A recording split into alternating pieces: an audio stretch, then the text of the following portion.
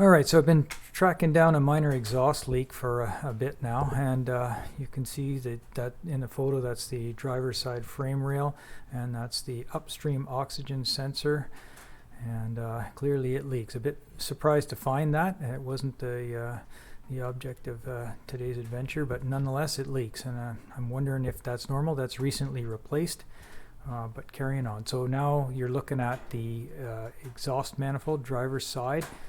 In the lower part of the frame, the joint where the bubble is forming is blocked ahead, and that's a freeze plug off to the right. So we're right under exhaust port on cylinder number 5, and you can see the bubbles forming there.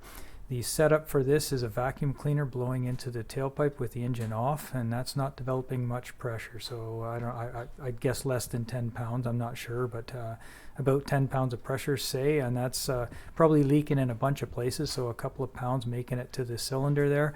And I have rotated the engine by hand just to open the valve, and I've moved it around, hoping to get a good indication if it's leaking or not. And there we see it. It's, you know, the bubbles are forming and it's leaking. So with not very much pressure, it's coming out. So that's the problem there.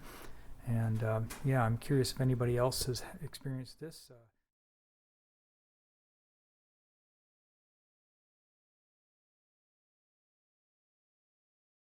And yeah, so here we are, a failed head gasket, I guess.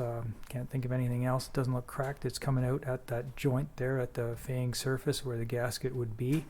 And yeah, would like some input.